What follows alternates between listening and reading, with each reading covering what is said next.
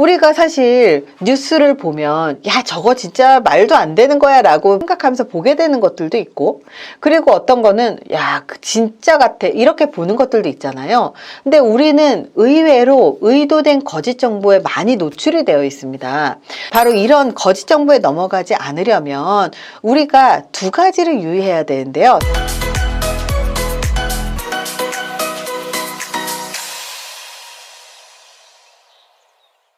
누군가가 조작한 의도된 가짜뉴스에 쉽게 넘어가지 않는 두 가지 방법 알려드릴게요. 이렇게 가짜뉴스에 쉽게 설득되지 않고 넘어가지 않으려면 반드시 알아야 하는 게 있습니다. 우리가 판단을 할 때 항상 정확한 근거를 바탕으로 우리가 판단을 하는 게 아니고, 그렇다고 명백한 근거가 있다고 해서 그것을 최선이라고 평가를 하지 않습니다. 그 얘기가 무슨 말이냐면 우리의 판단은 늘 논리적이고 객관적이지 않고 주관적인 요소가 많이 개입한다는 얘기예요. 그렇기 때문에 남들의 눈에는 정말로 이해할 수 없는 정말 말도 안 되는 엉뚱한 결정을 내리고 엉뚱한 행동을 하기도 하죠. 물건을 하나를 구입을 할 때도 수없이 많은 정보를 찾고 통계를 찾고 참고를 하지만 정작 그 정보, 통계가 타당한 건지 아니면 오류의 정보인지 선별하는 것 자체는 게으르게 됩니다. 즉, 굉장히 많은 정보를 보지만 그게 팩트인지 아닌지조차 알지 못한 상태로 계속 찾아본다는 얘기예요. 이걸 선별하는 일은 분석적인 사고 역량을 필요로 하기 때문에 생각보다 어렵고 그리고 많은 시간이 소요됩니다. 그래서 많은 사람들은 자기가 수집한 정보를 직관적으로 판단을 내리는 경향이 많고, 그래서 선동적인 정보 그리고 자극적인 정보에 쉽게 넘어가고 쉽게 설득됩니다. 바로 이 점 때문에 가짜뉴스를 만들어내는 사람들은 혹은 설득의 고수들은 객관적인 정보인 것처럼 꾸미되 자기들이 의도한 방향으로 생각을 돌리게끔 하는 내용을 생각을 해내곤 하죠. 결과적으로 우리에게 노출된 정보들 중 일부는 이렇게 의도된 거짓 정보 혹은 오류가 포함된 정보들이에요.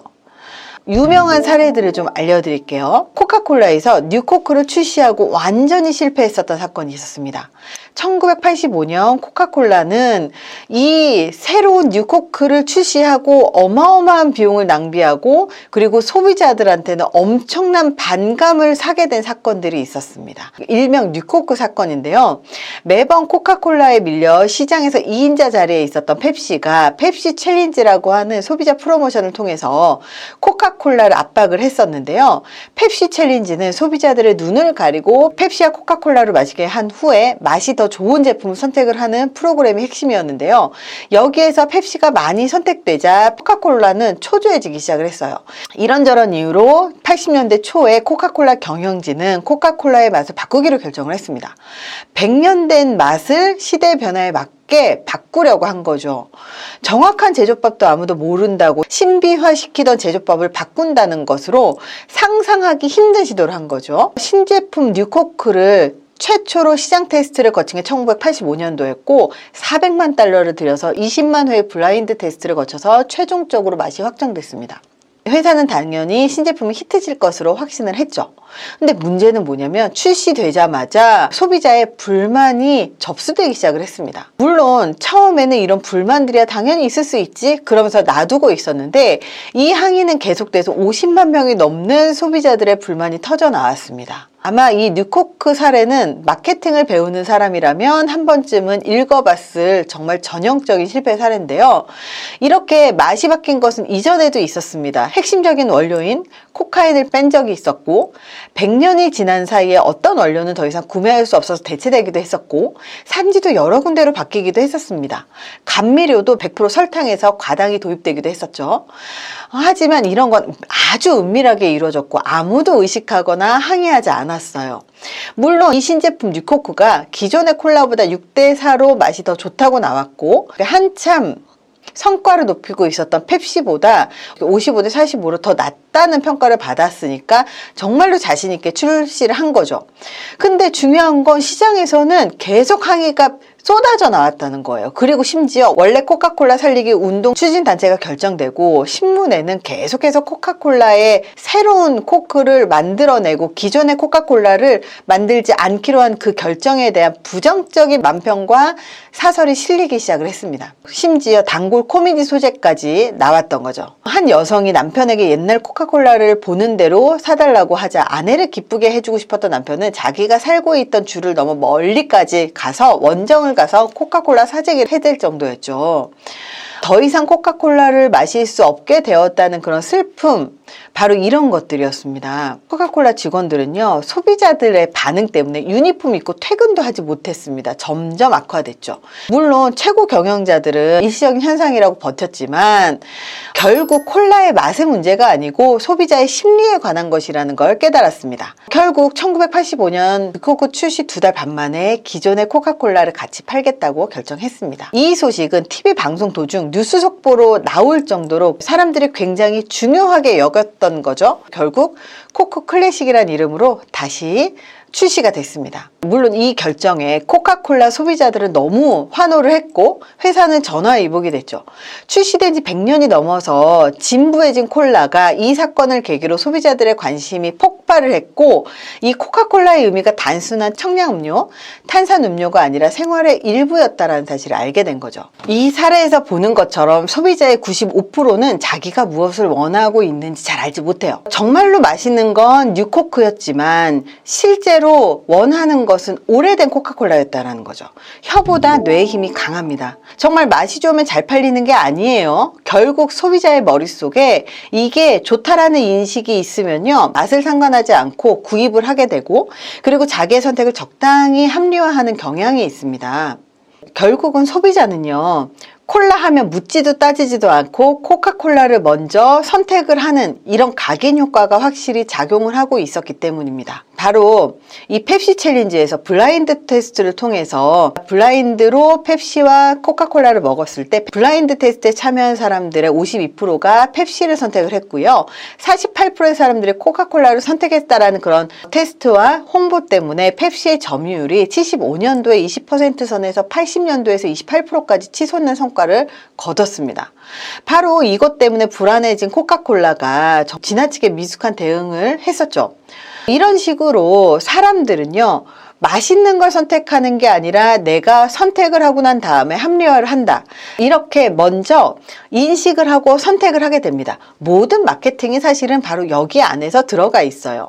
실제로 그 제품이 좋으냐가 중요한 게 아니고 일단 선택을 하면 그게 좋다라고 합리화를 하는 게 인간이라는 거예요. 결국 우리가 이런 과정들을 보면서 알아야 할 건 진짜 맛있었던 건 펩시가 맛있었겠지만 결국은 코카콜라를 선택을 하게 된 것, 바로 이런 과정들이 뇌에서 일어나는 우리의 과정들이라는 걸 생각을 해봐야 됩니다. 결국 우리는 진짜 팩트를 보는 게 아니라 적당한 홍보, 적당한 마케팅, 적당한 포장에 적당히 속아 넘어가진다라는 거예요. 이렇게 가짜 정보라고 할 것까지는 아니지만 의도된 거짓 정보, 즉 우리가 의도를 해서 상대방의 머릿속에 이런 정보가 있게 만들어버리는 것, 바로 이런 거짓 정보에 넘어가지 않으려면 우리가 두 가지를 유의해야 되는데요. 첫 번째, 겉으로 드러난 정보가 해당 사안의 전부라고 여기는 태도에서 벗어나야 됩니다. 우리가 빙산이라는 게 있어요. 빙산이라는 게 수면 위로 나와 있는 게 한 20%, 10% 정도고 나머지는 다 잠겨 있잖아요. 바로 우리가 보는 정보들이 대부분 그렇습니다. 우리 눈에 보이는 정보들은요, 전체 100% 중에서 10%에서 20% 정도밖에 되지 않아요. 그렇기 때문에 우리가 이 정보를 제대로 알기 위해서는 보이지 않는 나머지 80%의 정보를 찾기 위해서 노력을 해야 된다는 거예요. 그러니까 하나의 보이는 사실이 있다면 그 나머지 보이지 않는 것들을 찾으려고 노력하고, 그리고 다양한 관점에서 다양한 시각에서 이것을 봐야 된다는 거예요. 우리가 사실 뉴스를 보면 야 저거 진짜 말도 안 되는 거야 라고 생각하면서 보게 되는 것들도 있고, 그리고 어떤 거는 야 진짜 같아 이렇게 보는 것들도 있잖아요. 근데 우리는 의외로 의도된 거짓 정보에 많이 노출이 되어 있습니다. 특히 대선 기간, 총선 기간 이럴 때 보면 상대 후보를 비방을 한다거나 불필요한 정보들을 의도적으로 흘린다거나 아니면 말도 안 되는 정보로 상대방을 비난한다거나 이런 것들을 굉장히 많이 볼 수 있는데요. 100% 그게 사실은 아닐진 모르겠지만 그게 사실일 수 있다는 가정하에 진짜 팩트가 무엇인지를 꼼꼼히 따져보는 것도 되게 중요하다는 거예요. 눈에 드러난 정보보다 드러나지 않은 정보를 분석할 수 있어야 되거든요. 바로 이런 점에서 공감 능력이 굉장히 중요한 연습이 됩니다. 상대방의 입장에서 어떤 생각을 할까? 제3자의 입장에서 어떤 생각을 할까? 바로 이런 것들을 우리가 다시 한번 보고, 그리고 다양한 관점에서 고려해서 내가 그 입장이 정말로 돼봐서 정말 그런 일이 벌어질 수 있을까? 이런 식으로 우리가 연습을 해보는 건 굉장히 중요합니다. 그래야 이 배치되는 이렇게 정보들이 상관관계가 어떻게 되는지, 그리고 상호 모순되는 정보는 왜 모순되는지를 분석해봐야 드디어 그 정보를 제대로 파악할 수 있게 된다는 겁니다. 또 두 번째는요, 내가 확보한 정보를 내가 활용하는 법에 익숙해져야 됩니다. 감각전이라고 하는 게 있습니다.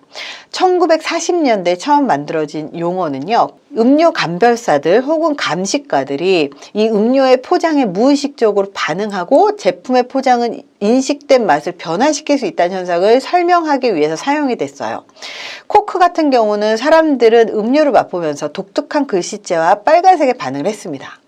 많은 마케팅 전문가들은 제품의 맛 그리고 브랜드명이 뗄래야 뗄 수 없는 관계라는 사실을 알게 된 거죠. 이렇게 보이는 것과 보이지 않는 것들, 그리고 연합되어 있는 정보들이 있다는 사실을 우리는 기억하셔야 됩니다. 지금 같은 시기에 아마 가짜뉴스, 그리고 의도된 거짓 정보, 그리고 의도된 포장, 이런 것들을 우리가 많이 경험을 하게 될 거고, 의도된 나쁜 정보까지 우리는 보게 될 겁니다. 그렇다면 그 정보만 볼 게 아니라 그렇게 생각을 한번 해볼 필요가 있어요. 과연 저 사람이 저 입장에서 굳이 저 행동을 할 필요가 있었을까? 혹은 저 일이 일어났을 당시가 과연 언제였을까? 현재 시점으로 생각을 할 게 아니라 과거 시점에서도 생각을 할 필요도 있겠죠. 다양한 관점에서 생각을 해보고 그리고 난 다음에 판단을 해도 늦지 않습니다. 정말로 모르겠다면 실제 팩트를 찾으려고 노력하는 것도 굉장히 중요하죠. 지금은 정보가 넘치는 시대이기 때문에 이 정보를 찾으려고 노력만 조금만 하잖아요. 그러면 그 정보를 찾아내는 거 굉장히 쉽습니다. 그래서 정보를 조합하면서 모순되는 것도 찾을 수 있고, 정보를 찾아내면서 그런 상관관계를 찾아낼 수 있다는 겁니다. 요즘 같은 시기에는 정말 가짜뉴스에 이렇게 노출되기가 너무 쉽고, 가짜정보, 특히 의도된 가짜정보에 노출되기가 너무 쉽거든요. 우리가 지성인인 만큼 정말로 의도된 것에 넘어갈 게 아니라 제대로 된 팩트를 찾고 제대로 된 그 숨은 의도도 찾아낼 수 있는, 정말 현명하게 판단할 수 있는 능력을 기르는 건 이 시대의 가장 중요한 역량이 아닌가 생각을 합니다. 이번 영상이 도움이 되셨길 바랍니다. 감사합니다.